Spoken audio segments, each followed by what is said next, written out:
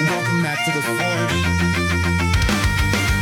Let's build something that should have been simple. You are listening to the Innovation Forge, the #1 podcast on adaptive enrollment management, exploring the data, marketing, and strategy that fuels higher education. Here's your host, David Dysart. Came rolling. Hello, everyone, and welcome back to the Innovation Forge. I am your host, David Dysart, and you're joining me on a Gilded build tonight. This episode is a real-time build of something that I think a lot of Slate teams can relate to, even if you haven't received this particular request. A build that just keeps getting additional bells and whistles to meet an endless list of requests and requirements. In this walkthrough, I am going to be building an ongoing adaptive delivery engine in Slate. It's a setup that uses configurable joins, dictionary exports, for loops, conditional logic, dynamic event handling to power a recurring deliver that promotes the right events to the right students. We get into curated event lists, custom time formatting, group-specific event visibility, and even logic for when to link a student straight to an event versus sending them to an umbrella registration page. So, if you have ever needed a deliver that feels smarter than a static event email, or if you've been asked to pile on just one more rule, one more exception, or one more fancy little feature, this one's for you. Let's see how an ode takes shape today. We already have our deliver built here, and I'm just in a clean slate environment, so anything that pops up here will just be test records, test events, things like that. And we're going to start off by creating a recipient list. And we're going to do this in configurable joins. This would not be possible in the old Slate template library. So we're just going to call this an ode. And for records, you can do person, you can do application. I typically like to do something like this in person because this allows me to advertise or whatever I'm doing in this email to a inquiry pool, and I can just modify that to then have a second life with applicants, admits, deposited students, melt, yield, all those different pieces. So I typically will just build in person. Same thing when I'm doing my predictive modeling and scoring and stuff like that. I usually just leave everything in that person scope. It gives you a lot more flexibility with how you want to use this on a year-over-year ongoing occurrence. So what we have to do is we actually have to create our curated dynamic list of events. So we're going to go to add a subquery. Now, a lot of you might be used to just creating a subquery and staying on this dependent subquery. What we're actually going to do is an independent subquery. And what this gives us is the ability to pull from a different data set or a different table of data that's not related to your student at all. And we're just going to call this events. You're going to want, because we're going to be doing this as a for loop, you want this name to be pretty simple, maybe some lower cases, no spaces, very short. And then now we're not going to do records here because we're not trying to pull a list of students or anything like that. We're going to want related. And we're just going to come down here. Oh, they have a lot of stuff in this in this clean slate. So I'm just going to choose form because forms are used for forms, events, scheduler. So we're going to use that. And we're going to change this from a rank to a dictionary export.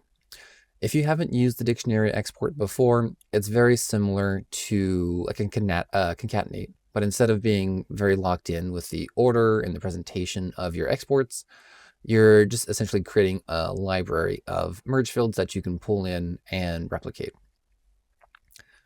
Now we're going to start with this first record that's going to be fitting our criteria of our query and filters. And we're going to limit this to 20, let's say. So we're not going to list more than 20 upcoming events in this email. You could limit this to 5, 10, 50, however long you want your list to be in Slate. And we're going to drop this all inside of a table. So it'll have columns, rows, to give it a bit of structure. So it's a little bit more forgiving if you are adding several records to this. And I probably should have, yeah, about 5 minutes in. Okay. So we'll probably go for about an hour. So probably about 10:40-ish tonight. So I'll keep an eye on that and try not to go too much longer than that. So we're going to do a few different pieces here. I kind of touched on some of them earlier in the intro, but one of the pieces we're going to do is we're going to link to the event for some of these so the student can sign up directly on the event.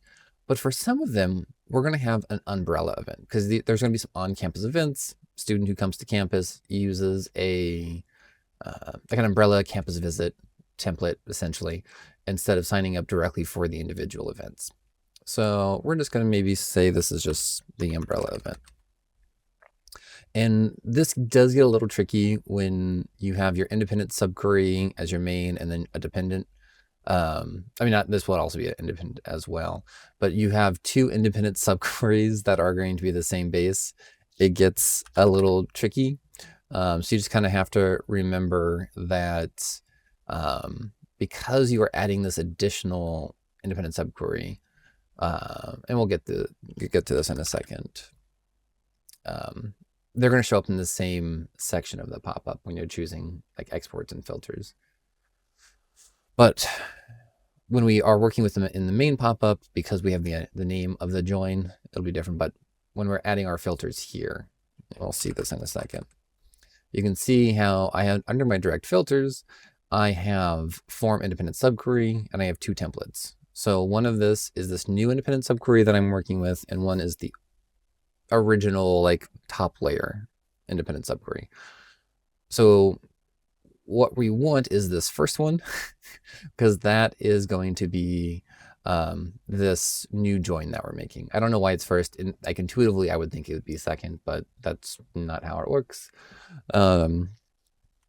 And I think, yeah, this is just in this clean slate. So we're just going to use this Saturday open house as a proxy for our template or our umbrella event. So because we are going to be linking to the umbrella event for that same day, for some of these situations, we also need to make sure that we're pulling the right umbrella event. And this could be an issue if like maybe you have an umbrella event for inquiries and an umbrella event for admitted students. You can still direct this. You're going to do another independent subquery, which we're not going to do now. I don't think there's a lot of value added to doing that much in this already very gilded build of this deliver. So we're just going to say same date.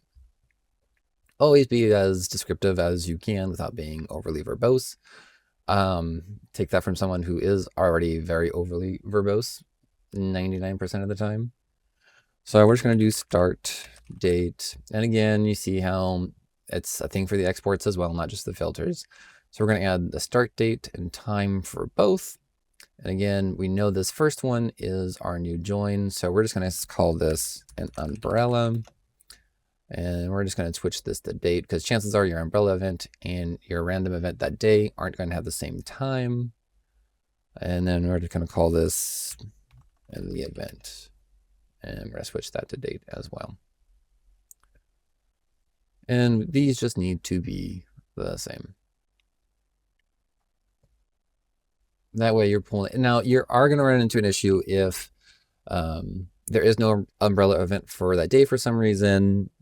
You're going to get an error, which this is the second time I'm recording this YouTube live, and I had made we'll call it a simple blunder, and I essentially wasn't pulling any dates for my umbrella event. So if you did see my original YouTube live on this was the issue. Was I had built the first piece before establishing this this join.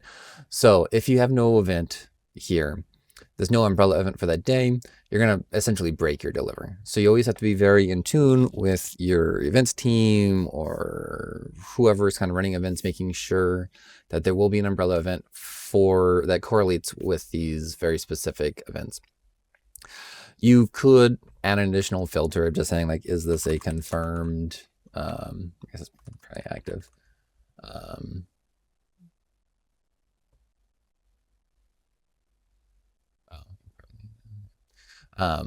Like you can add like a filters like, oh, I only want to pull in like a confirmed or active, but again, someone turns that tend to be inactive. Yeah, there's a lot of like wiggle room on the kind of backside of this that could go awry. So just again, make sure that you're very in touch with your events in Slate, making sure that you're not going to try to link them to an event that doesn't exist. So what you could do is then just add we'll kind of work how we do the coalesce so that this shouldn't be an issue, but it won't be like a drastic issue. It'll still be an issue that your tributary event's getting a sign up, but you should also just have some kind of data cleanup report to catch those issues. So we're connecting to our umbrella events, and let's see. I think the best thing that we can do now is work on the time of our events. So we have at this my institution a very specific way that we display times. If it's like a from this time to this time and it's PM to PM or AM to AM, we don't list that first AM or that first PM. We just list the last one. If the start or end time is at like 12 p.m., we say noon. We don't actually write out 12 p.m. They're also very specific about how to format PM versus like a PM and AM. It's like a lot of depending on how structured your style guide is, like you can work with like AM, PM, stuff like that. But it's lowercase a period, lowercase m period.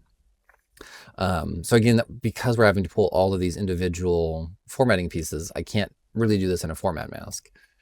Because also if it's like at the hour, like it's 2 p.m., we don't list the colon and the 00. It's just 2 a.m. to, I should have chosen a number other than 2. So it's 3 to 4 a.m. Or whatever the time is. So because it is such a very strict series of requirements we have for our time, we can't just use a format mask. So it's a very in-depth build actually to do this time formatting. So we're gonna do this here. Let me just make sure I'm gonna write this correctly. Okay, so we're gonna build a noon then time. And again, because this is a dictionary, I'm going to try to keep these pretty computer friendly. I'm not going to add spaces. I'm not going to name them anything that might pull a different data element in Slate, but still be pretty descriptive. So I'm going to do a concatenate here, which again is just going to kind of list each of these data exports in my email. And you can do things like, oh, I only want like 2 data records pulled. I can add in like a space or a bar or whatever I want with this export separator. And then if there is like 2 line items, what kind of separator do I want for those different line items? So we do have a lot of fun flexibility with concatenate. We're not really going to do anything with that here though. So we need to do our start time. So we're just going to do time start, and we're going to do a formula here. So this first layer of formula is how we're going to establish noon or like midnight.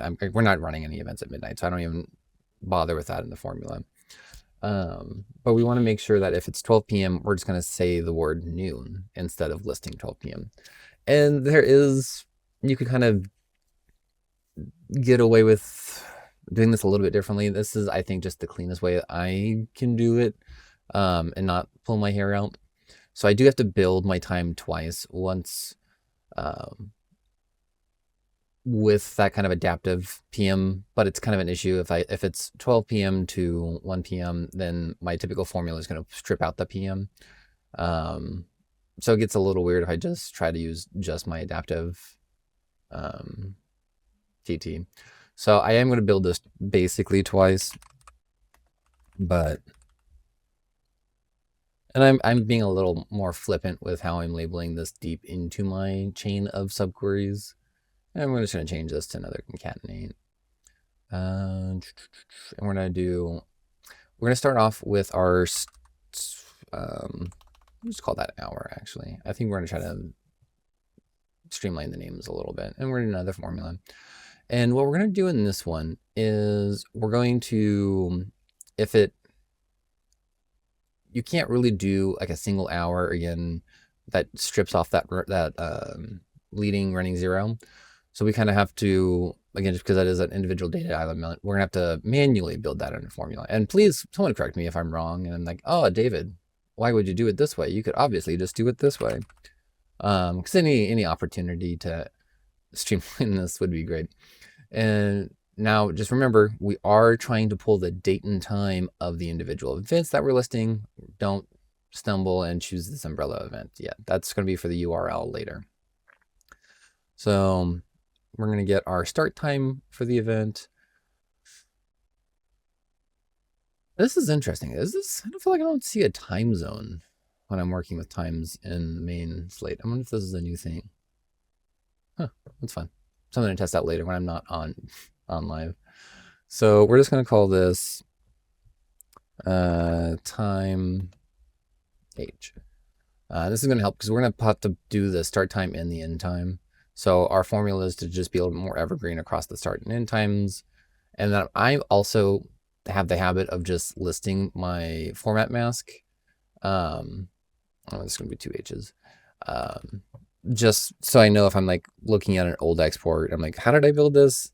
I'm not just assuming that I did this raw export. I'm like, oh, okay, I did a format mask on that.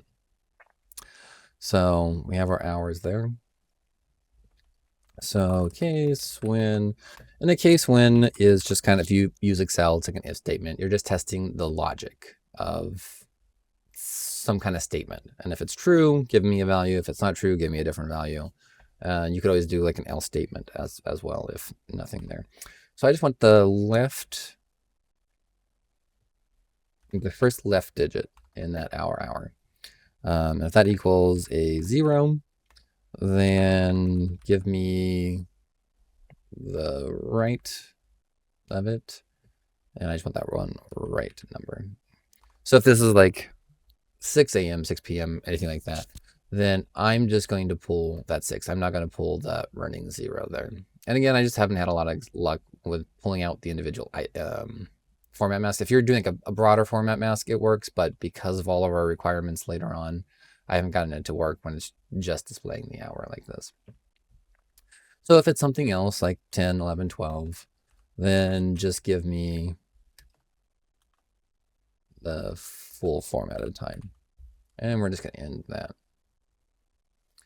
So we have our very specific hour formatting. And then let's go ahead and do our minute.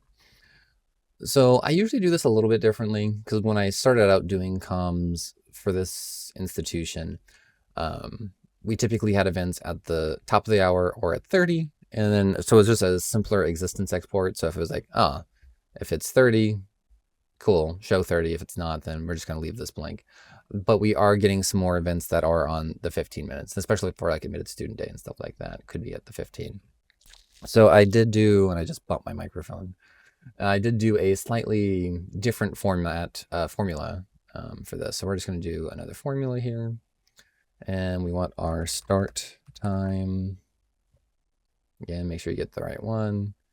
And we're just going to call that minute.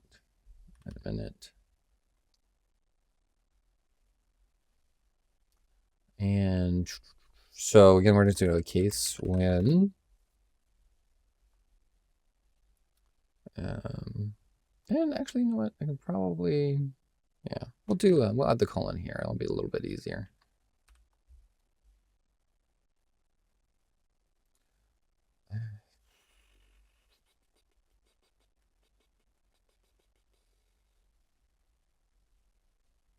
Let's do a concatenate with that, just in case this does something weird. I haven't actually experimented with. I haven't tested that yet.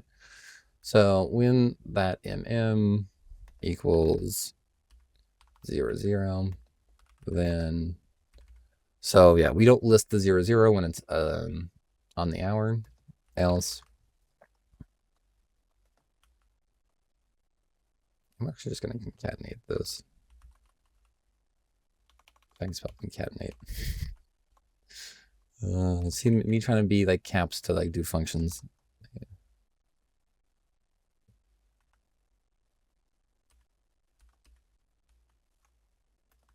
I just add that little formatting there.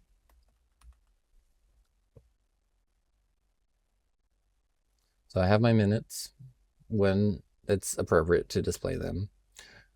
And now we'll do our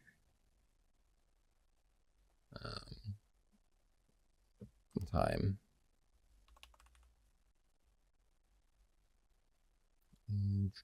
So I'm just going to grab our start time again.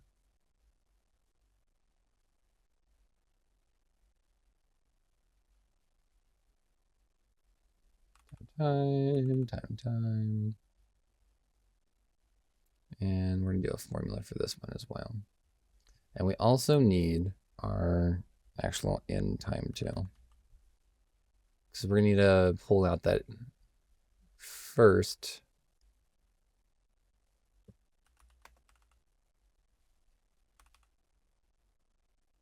And we can just call this start.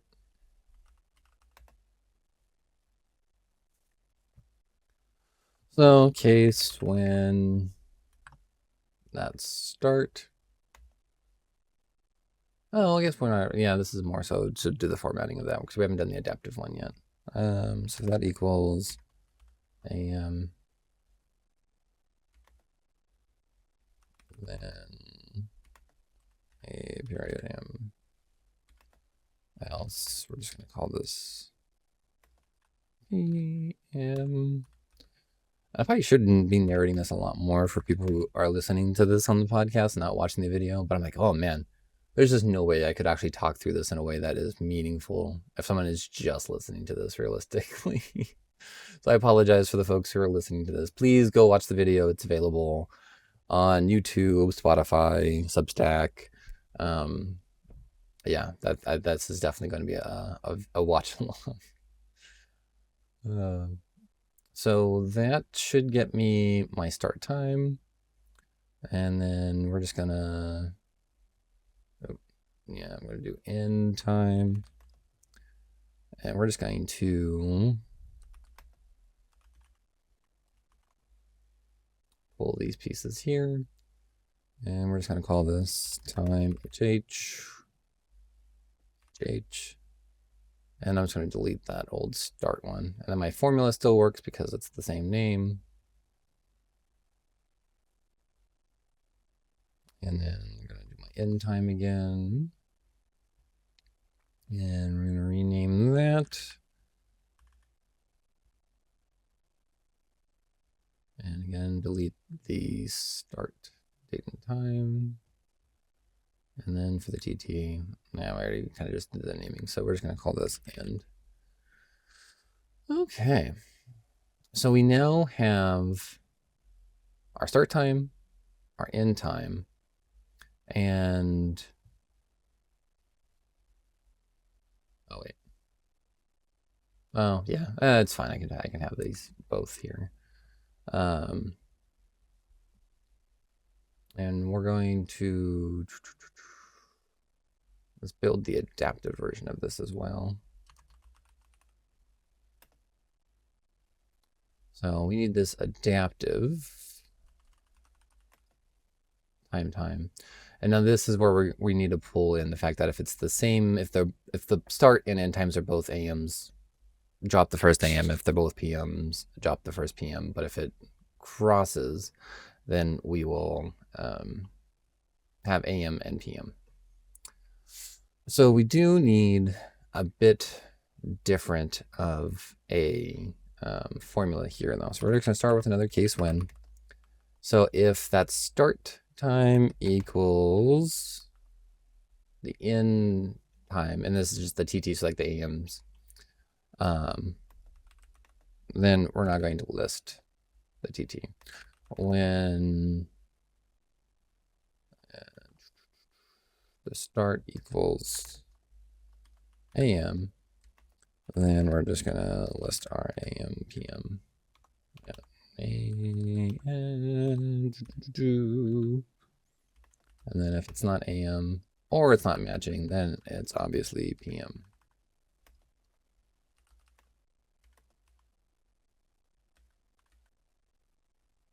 And then we can just end our case statement there.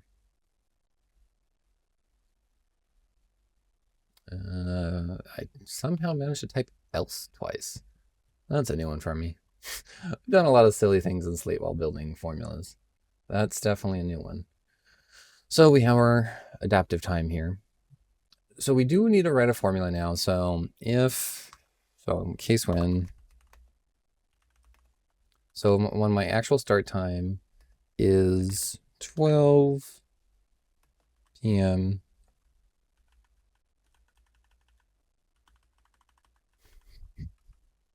Oh, it's so late. I need to go to bed. Then we're just going to give us the word noon. Else, we're going to do our adaptive time, which again pulls out the AM PM as needed. And then we're just going to end that. So that's our noon, then start time.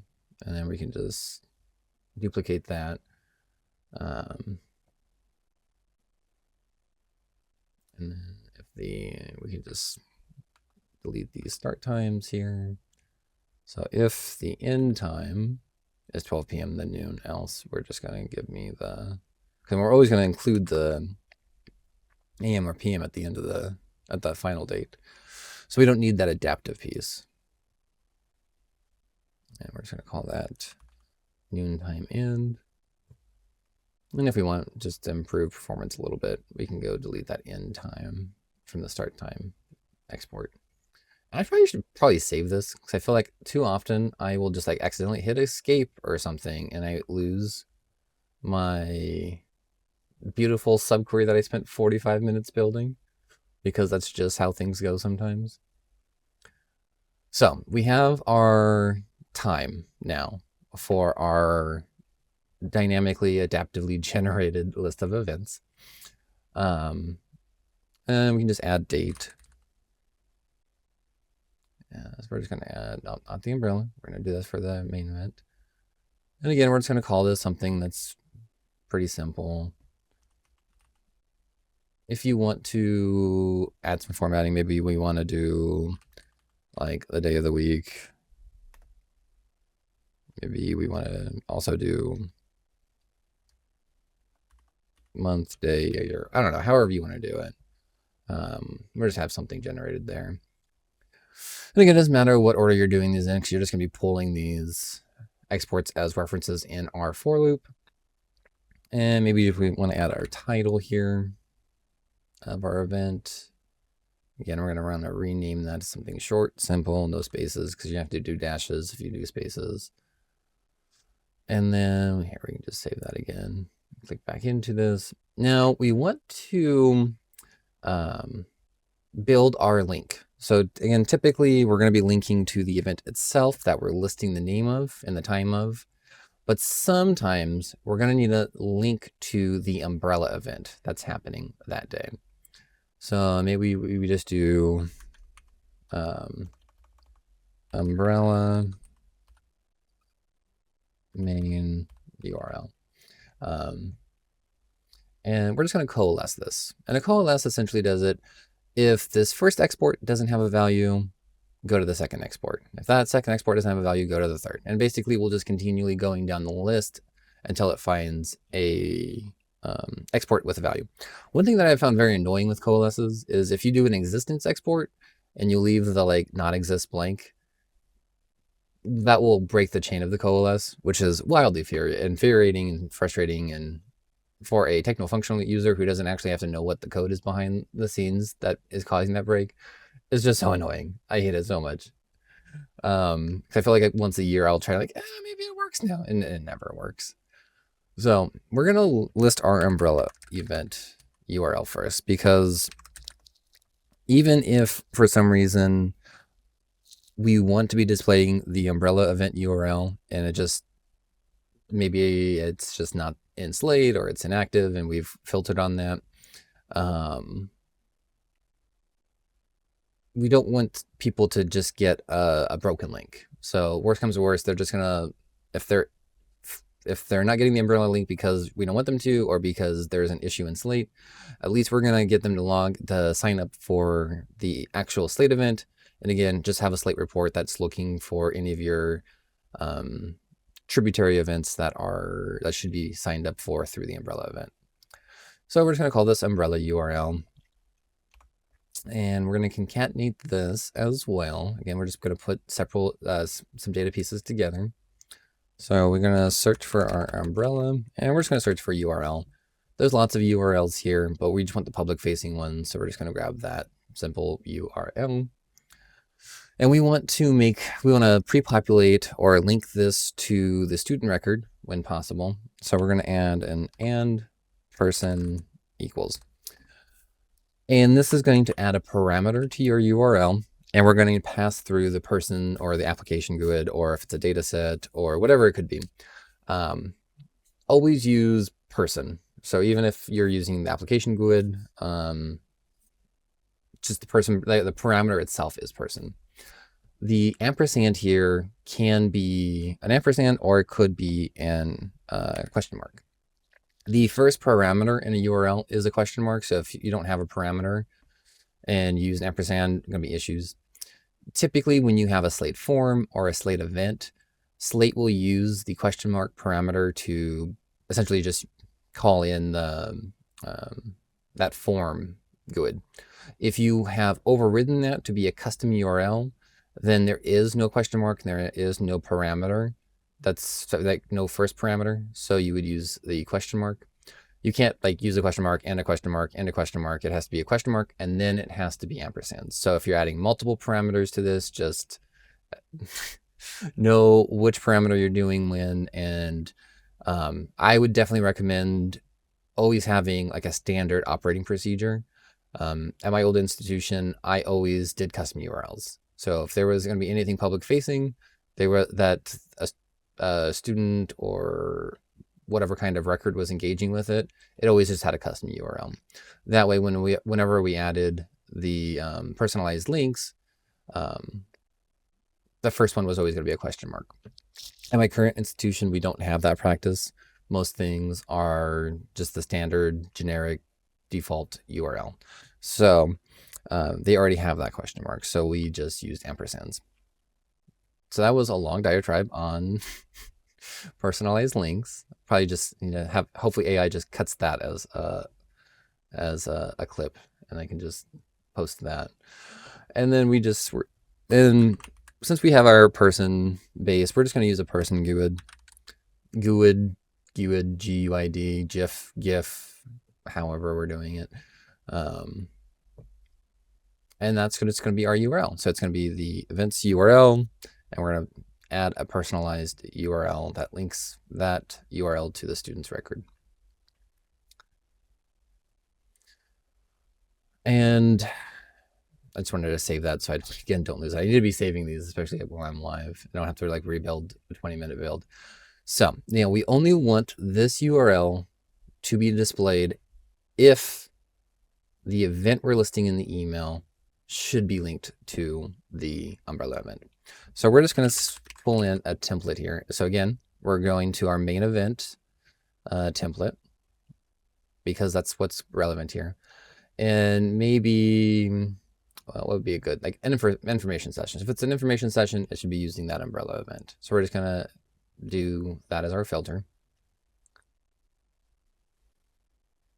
And now we're going to build the actual main events URL. So we're Actually, we're just going to copy that, and we're going to do this as the main URL, and we're going to delete the umbrellas URL, and we're just going to do URL again and do it from this main event listing.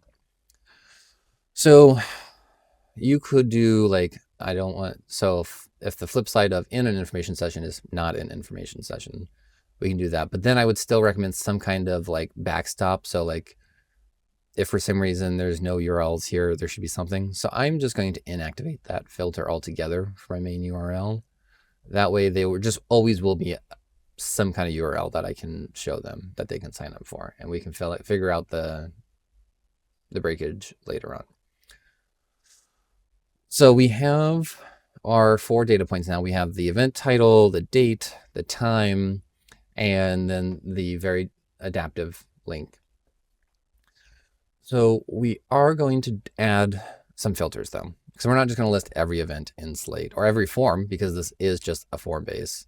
So every form, scheduler, event.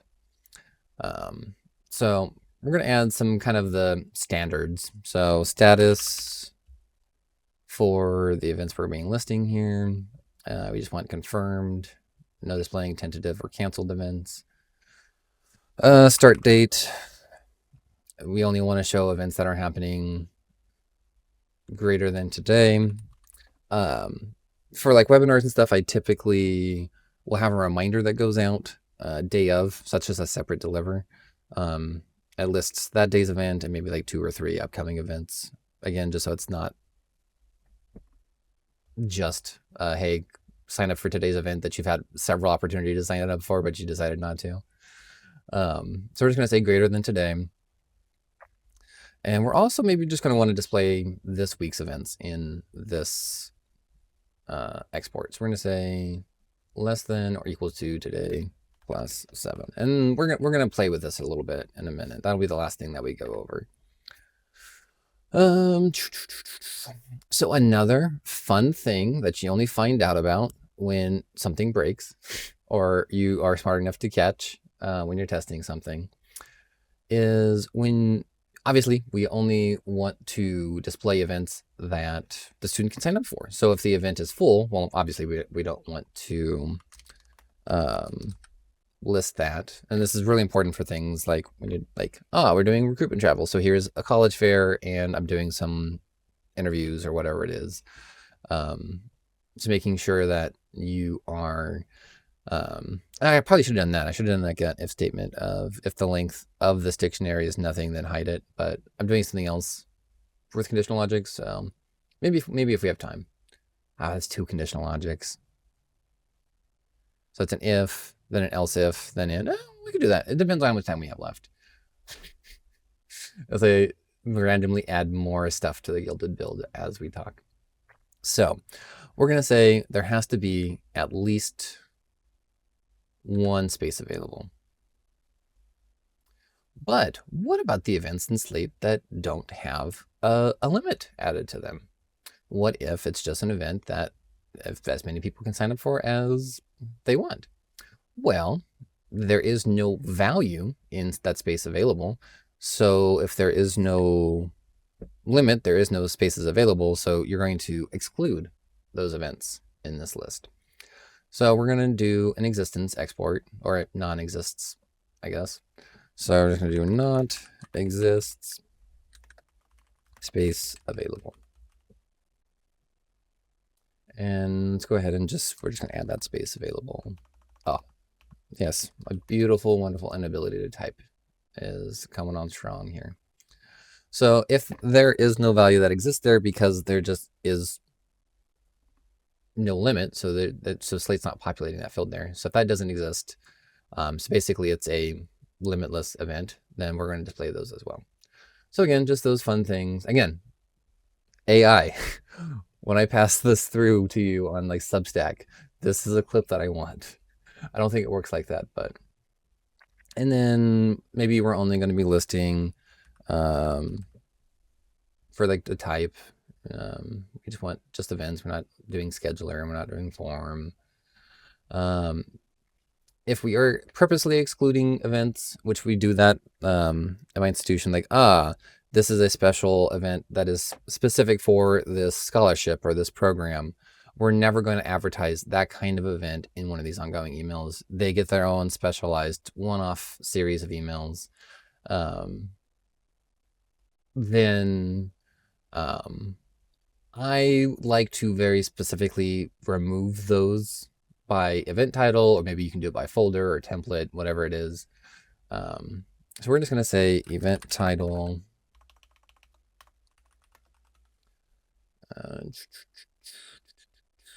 I'm going to say we don't want this. And where's that Derby? I feel like I was just picking on Derby, but I knew nothing about. But like, I don't want to advertise for the Derby High School. Maybe that's a special one-off thing. Maybe we don't want to advertise that for some reason. And we also don't want to advertise anything that's in the folder of, let's see what Clean Slate has for folders. Advising portals. We don't want to advertise advising portal events to our prospective students. That's actually what I used last time I did this. Huh. Oh, that's fun. So, and we're going to save this again, but we're going to pop right back into this. So now comes this group specific piece. So we are purposefully excluding events that we don't want anyone to see. But maybe we have international students and we have international events and we only want to display international events to those international students. Or we just want to display out-of-state to out-of-state students. Or we want to only display business events to business majors. That's where this next piece is going to come in. I'm just going to drop this to the top just because. So we're just going to call this group specific events. Then again, naming doesn't really matter here. And there is two sides of this. So we're going to list the conditions for the group specific events. And then there is going to be one last filter that is just like, okay, give us all the other events then. So if you are updating or adding a new group specific one, you do have to update that second one as well. So we're just going to call this international. So we need to add filters on both the event side and on the student side here. So again, we're just going to do another exists, and we're just going to do folder because maybe we have our international webinars or events or whatever they are in a specific folder. And I don't think this was in Clean Slate. I think I just added this myself. So we're just going to international. And again, because this folder is across the form types, I would recommend having different naming conventions for like forms, events, and schedulers, so you're not accidentally clicking in the wrong folder, because that would also be an issue. And then citizenship status, maybe that's how we are determining who an international student is. Maybe you're doing that with address, whatever it could be. So we're just going to say if they're a foreign national, and the event that we're trying, if the student receiving this is a foreign national, and the individual event that's being listed inside of that for loop is in the folder of international, show that event to that record receiving the email. If either of those are untrue, like if the student is not a foreign national, or the student or the email, the event is not in that international folder, then we're going to suppress. And we're going to fix this as the student side of it right now. So, and you could do multiple types of these group specific and event specific pieces here, but this will be like the catch-all that we do is just other webinars. And you can just say update. So that way, you know, if you're adding something or updating one of your sets of filters, you know, like, hey, I also need to update this. And we're just going to exists, and we're just going to say folder. And we're just going to say not in international. Because if an event is not in that international folder, we want everyone to see it. So again, we need to have our group specific, but then we also need to have everything that's not group specific in this or statement here. So we've done our fancy time. We've done our fancy URL redirect as needed. We've done group specific events to the proper groups.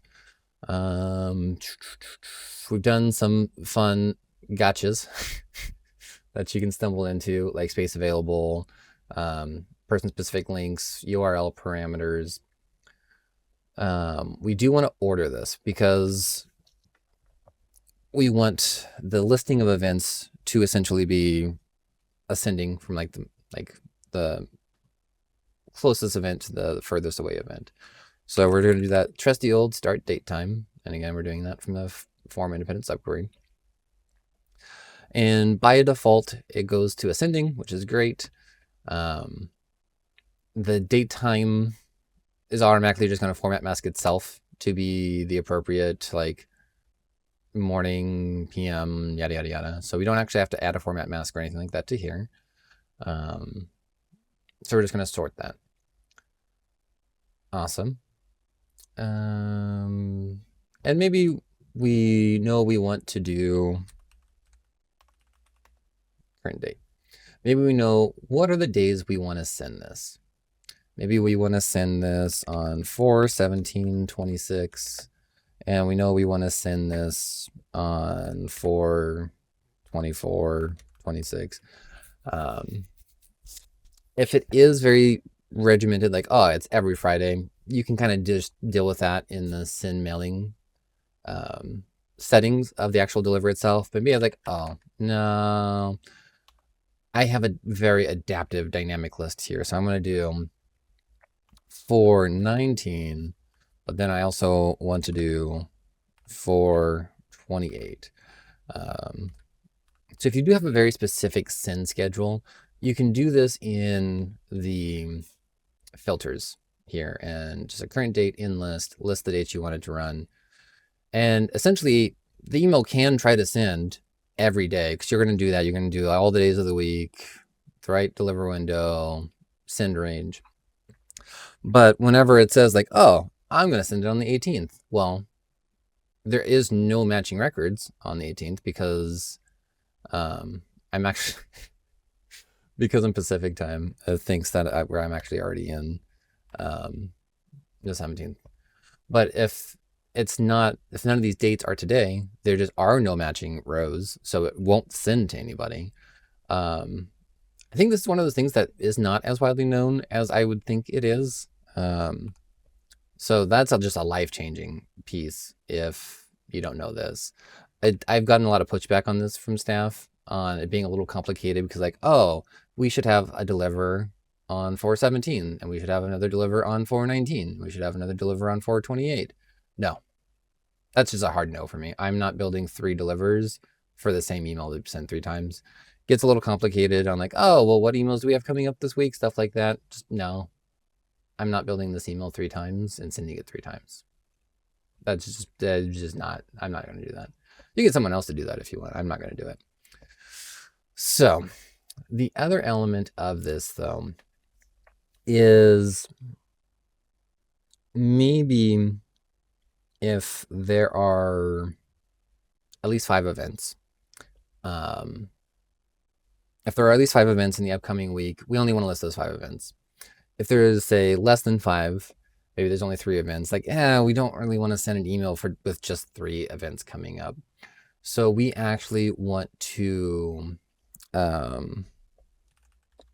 list 2 weeks of events in that situation then, because it's just, we want to have like a bulky enough email. It's like, okay, we do have events. We're not, it can look a little janky if you're like, oh, yes, we only have,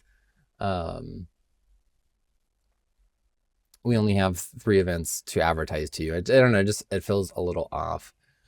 So one thing we can do is maybe if we're doing like 2 weeks of events, we want to cap it off at 10 just because we don't want to front load it. I mean, we don't want to like backload it too much. So we're just going to say there is this kind of backup catch that is plus 14. So next 2 weeks, but we're only going to limit this to the 10 events. So we're going to implement this first event, and we're just going to call them maybe this 2 weeks. I will say though, a for loop's not going to like conditional logic, so you're going to have to put the for loop inside of a content block, which I think in general, I did that at a previous institution. All dictionaries were just in content blocks. That way, if like, hey, we want to change how we format content blocks, or like, hey, I want to reference what I do in my content blocks usually, it's just all in one spot, and you can kind of like blitz through the changes or reference them pretty easily. So I also just copied and pasted this in. I wasn't going to manually write this for loop table, but we can kind of go through this real quick. So it is a table. So you can like, oh, okay, I want the width to be 100% of the width. I want to space out that first column, which is going to have all of my like my name, date, time to be 80%. I want that to be like 80% of the total width. I want 20% to be, and as you just saw, I just did a button here. I want that button to be 20% of the width of the email. And you could do like a headers and stuff like that. You can do like a single header across the table because you're like, hey, these are these events. Or if you need to add individual column headers, you can do that as well. I'm not going to get into all that right now. I don't think that's the best use of our time, as we have like 10, oh my gosh, 15 minutes left. I thought I was doing so good on time, and I realized like, oh, it's not on the hour. I started randomly at like 45.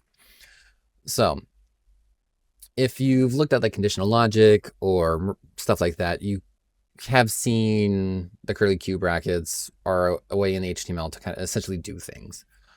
So a for loop is again going to pull those 20 events, and it's going to replicate your structure here for as many times as you have items in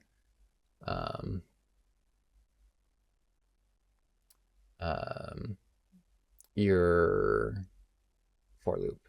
So we're just going to, let's see if I can hop back to that.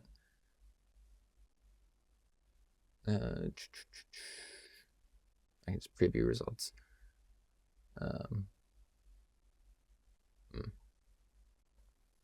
Yeah, that's fine. We're just gonna go through this. So basically, we'll just list as many events as is relevant. So, and I didn't actually, I don't think there's any events that are falling into my my random series of filters. So this is just a for loop. There are two important naming elements here. So this event is just the name of your export. And this list, that can be any word. I use the word list just because a for loop is kind of a list, but you could, if you could do for loop if you wanted to. It doesn't matter what you put in here. Whatever you put in here has to be here, because you're essentially pulling the merge fields from your individual exports here in your dictionary. So whatever you're calling this here just also needs to be in this like list.date. And we're just calling out those individual items. So like the title, the date, noon, then time. I think I ended up naming this something a little bit different. So yeah, it was umbrella dash main URL. So you can use an image as your like clickable button. There are issues with accessibility unless you're using like an alt text and stuff like that. So I'm just actually creating something that looks like a button with HTML. Again, that gets a little tricky because you're in the for loop. So if you're like, depending on how you're building the HTML button, the tags can kind of try to break off the for loop, and that can be an issue. So tinker with it, use ChatGPT. I'm not good enough at HTML. I'm not going to write this from scratch. So I am just building essentially an HTML button, so it's a little bit more accessible. The word register is that, so you could see like sign up. It could be whatever you want it to be. I guess you could even make that dependent on here, you can make this an export in your dictionary of if it's a sign up or a register now and you want it to be a little bit different, or like call it campus event or call it webinar in that element. You can definitely do that as well. As I just think about that as I'm looking at this, I'm like, oh, that would be an interesting way to do it, is making that also dynamic, and that's not just a static piece of text. So after all of that, you're going to end the N4, and again, we're just closing up the table here. So yeah, let's see if I did this right. I didn't. I think maybe there just aren't events. Is there just no events here?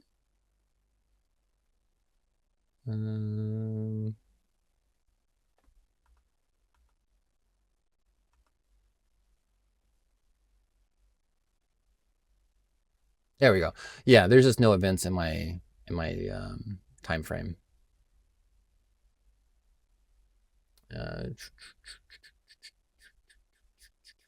And I didn't add a static piece of text to split up my start time and end time. So that's the joys of doing things live and not really having notes I'm going off of, just going off of like a previous build. So if you're doing like noon to 4 p.m., if you might be able to do some stuff in like the format mask, but again, we're not really using format masks on anything here. So in our concatenate that lists our time, we're just going to add a static piece of text that is just space to space. That's a great band name. I gotta start a band called Space to Space. Actually, I need artistic music ability before I do that.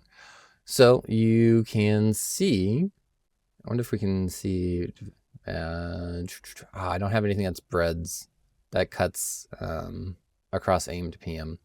But you can see all the formatting is working. So we have our like information session. And I think, I don't know why my table here is half of my email width, but probably troubleshoot that real quick. So I have my title of my event. I have however I did my format mask for like the day of the week and then the date. I have my 10 to 11 a.m. and I should have made some test events that would test the rest of it. So let me see if I can just update this real quick to see why is it only half of my screen.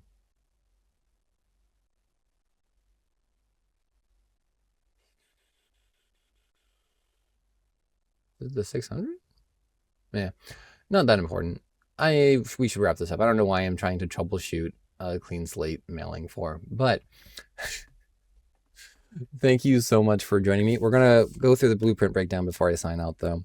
So the blueprint breakdown, 5 practical takeaways that you can take with you. Do this with all of my episodes. Whether it's these practical builds, it's the Forge Bellows, it's the OR reports, it's the interviews that I do with just fantastic and amazing people for the Innovation Forge. That's people who are in the Slate front lines. It's people who are doing marketing. It's people who aren't even in higher education. Vance Morris was a wonderful, amazing guest on the podcast for semester 3 of the Innovation Forge. Definitely go check out his episode. But yeah, 5 practical takeaways. So build the email around a dictionary export, not fixed content block, static pieces of like, oh, this year we got to update the events we're pointing to and update the types of events we want to look at and manually type. No. Your event email needs to flex based on how many events are available. And this could be because you're sending this every week, or it's just like, hey, I'm going to send the same email next year. I want my events to just automatically update. I don't want to have to manually type in, or I'm going to send 25 college fair or prospective student meetups or recruitment event interviews, whatever it is. I'm going to send 80 of these emails, and it just needs to work. I don't want to manually type in where the counselor is going to be at. Like, no, it's going to pull the name of the event from the Slate event. It's going to dynamically pull time, date, location, all those pieces. And that's probably something I'll do another Gilded build maybe of, or a workbench work through, or a Forge Works Grimoire, all the different type of video trainings I do that are all just slightly different. But yeah, no, just build a dictionary export. It's going to save you time in the long run as you reuse these email templates, and it gives you that scalable structure. Instead of hard coding rows, you let Slate generate the right number of events entries just dynamically. That makes weekly event promotions much easier to maintain, again, or if you're using the same template across multiple event advertisements, or you're just doing year over year, the same types of emails. 2, use layers of exports when your office is really picky about their formatting rules. So time formatting, it just gets ugly fast. Noon, midnight, AM, PM styling, lowercase, dots, hiding unnecessary minutes, suppressing repeated AM or PM markers. It all sounds small until you actually have to build it. And it's just like, oh, actually, can you do this extra piece? I'm like, oh, okay, well, now I can't do format masking. Like, oh, now my existence export doesn't work to solution this. Now I have to do a formula. Now it's 3 formulas. Now it's 4 formulas. Definitely don't be like me and just passively take those feedbacks and build progressively more haywire formulas. Like, find out exactly what those requirements are at the beginning of your new job and just build it one time. And I didn't cover like daylight time with this. Yeah, breaking all these into separate exports and stitching them back together, it's often the cleanest way to handle it. Again, just to fit those requirements. It's a bit more manual of a lift up front, but it just gives you so much more control. It's going to cover all those onesies and twosies issues. 3, separate event visibility from event structure.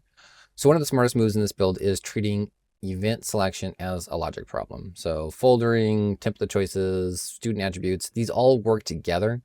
So students are only going to see the events that make sense for them. That means fewer one-off emails, less duplication, and more tailored experiences without actually building 10 versions of the same campaign. 4, plan for exception handling early. This build is full of real-world exceptions, the umbrella registration pages, events that should link directly, unlimited capacity events, special exclusions, and it all actually works. So the lesson is simple. Don't assume your first pass logic covers reality, though try as hard as you can to do it, and build with those backups. Catch the null cases, leave yourself room to overwrite edge cases before they become problems in production. Live mistakes, that's number 5. Live mistakes are still useful training material. A clean demo is, of course, nice. I feel like a real demo is better. Catching a bad join, realizing a subquery is scoped wrong. My last video, finding a broken comparison, not putting the 2 in my time, just the silly little things that I'm just trying to do as I go through this, and I'm missing. And we're kind of seeing how we can just troubleshoot in real time. Nothing you're going to build that is complicated, you're going to get right the first time. And again, me not looking at whatever this half an email width is beforehand. It's the fun little pieces of troubleshooting as we go. It's just about diagnosing logic, spotting where the structure is broke, and just recovering as fast as you can, as cleanly as you can. And I actually didn't do the logic here. So we could, like I said, just put these these dictionaries, and maybe we're just doing events.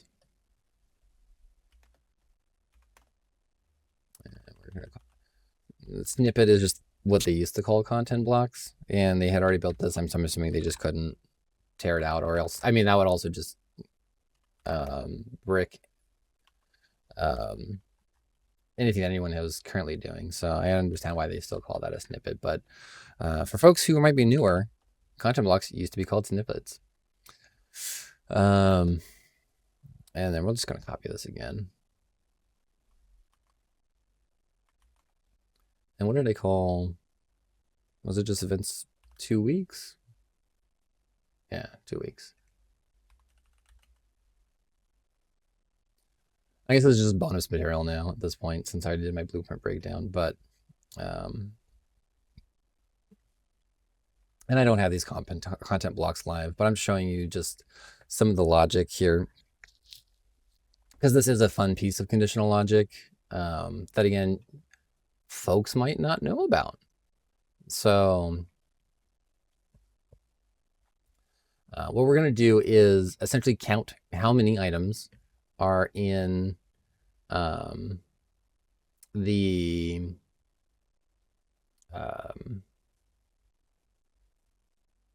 we're going to count how many items are in that dictionary export, and then we're going to essentially write conditional logic against it. So we're just going to do if, and we'll just get this just to get the logic. Greater than, equal to, what do we say it was 5? But what we don't actually want, let me just save that down so I can double click into it.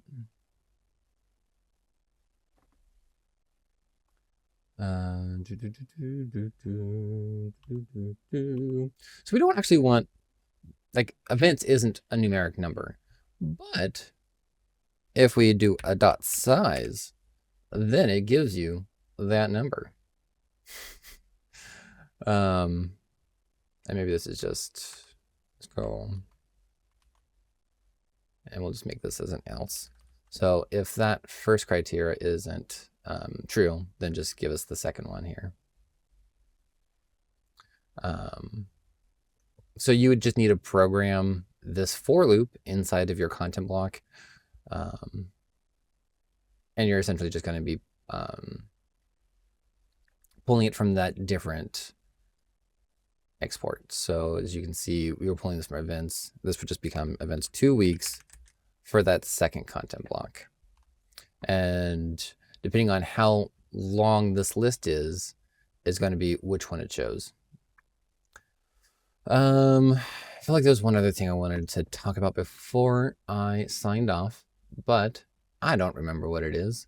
So I guess I'm just going to say thank you for joining me. Like I said, please join me on the Innovation Forge. I do a ton of different types of episodes there. There is the Workbench walkthroughs, which is kind of similar to this. I've done like feature engineering with configurable joins. I have a couple hours of those walkthroughs. It's very simple, very similar to what I'm doing here. I'm just like building it live, walking you through the logic. This Gilded build series that I'm doing now is a little bit, I think, different just because I'm showing these really like over-engineered, feature-heavy examples of how I'm doing these different elements. So even if you want to, you're not necessarily doing this kind of ongoing adaptive deliver, we did tons of things in those exports and tons of useful information on like dictionaries and URL parameters and whatever else I specifically asked AI to pull out a clip of. So there's going to be so many valuable nuggets to these Gilded builds, valuable golden nuggets in these Gilded builds. But the Workbench walkthroughs, a little bit different, a little bit more straightforward. There's the ForgeWorks grimoires, which are very stylized, narrative-based trainings. I have 2 series of them, engines and then the student journey that I will eventually get through. It's just hour-long trainings. And each training is a tarot card draw, and I built my own tarot. I made my own tarot deck, which is things like the season of the cycle, the event topic, not the event topic, the topic of the thing, the practitioner, so it's the codex practitioners and student personas. And I've also used that tarot card to build an actual game. So again, that's going to be available as a Google Sheet. You can make a copy of that. And it's basically apples to apples, but for enrollment management scenarios, which might also be being used by other people. Not necessarily the game, but the concept, which I'm really excited for. So yeah, join me for the Forge Works Grimoire. Join me for the interviews that I have with the amazing community around Slate and just amazing people that have been gracious enough to give me their time for those interviews. Coffee and Coals, getting the backstories and the names of the codex practitioners, the enrollment aces. Really excited about the metric court, or the court of metrics. That's coming up as well soon. And then also I give you a peek behind the curtain of just the different creative pieces of doing the podcast, publishing the books. I have 2 books. If you want to go buy my books, the first one is on adaptive enrollment management, engagement scoring, predictive modeling, tons of really useful screenshots, pieces there about how to do things, feature engineering, configurable joins, very, very translatable, transferable skills. Even if you're not doing engagement scoring, you're not doing predictive modeling, the adaptive enrollment management piece there is also, I think, really helpful lens to view our work in. And then, what's my other one? From posters to practice, volume 1 journeys is a fun one as well. I need to end this video though, so we're not going to go into that. I also have the Enrollment comic book that is released the first issue of, and then there's also the Fieldsmith Register of the Enrollment, which is adaptive enrollment management meets Pokemon, Digimon, whatever. Digimon if you have taste, Pokemon if you're just following the crowd. But we don't need to get into that now yet either. The instruments of perpetual flux. So a lot of the content that I'm doing on the Innovation Forge, I'm trying to present educational materials in an entertaining way. There's also the Ember Walk, my Tuesday through Friday, 2 to 10 minute musings on the craft of enrollment. So please join me on the Innovation Forge. Please join me on the Ember Walk. Please join me on Substack, on LinkedIn, with all the newsletters that are just fueling content for the podcast and future books. But remember, above all else, to strike true.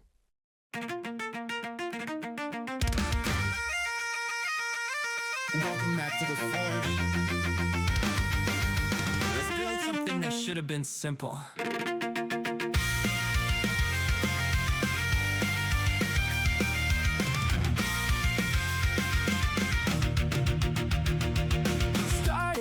A simple send, just a list and a clean intent. Then the ask came rolling in. One more rule, one more bend. Config joins and subqueries, pulling threads from memory. Independent lines collide. Nothing here is static anymore. Dictionary in the fire, fields and logic climbing higher. If it breaks, we wire it tighter. Keep it moving, don't retire it. This engine never sleeps.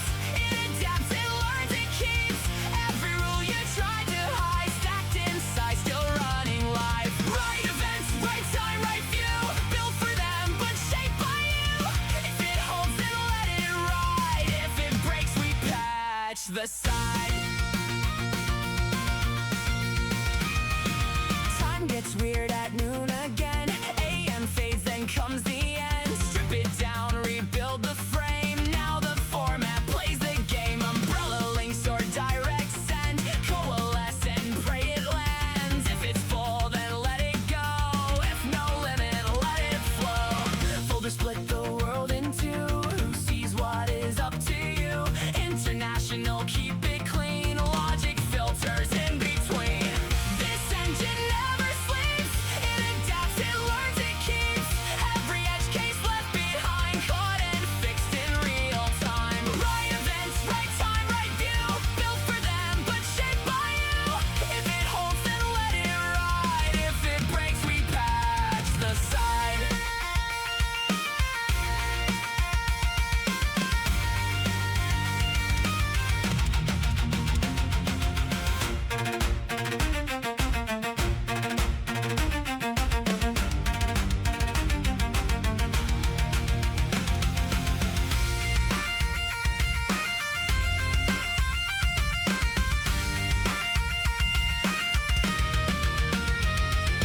Count the rows, how many show? If it's thin, then let it grow. 7 days or stretch to 2. Let the logic choose the view. Size the list, decide the frame. Same email, different game. Don't rebuild, don't duplicate. Let the system calculate.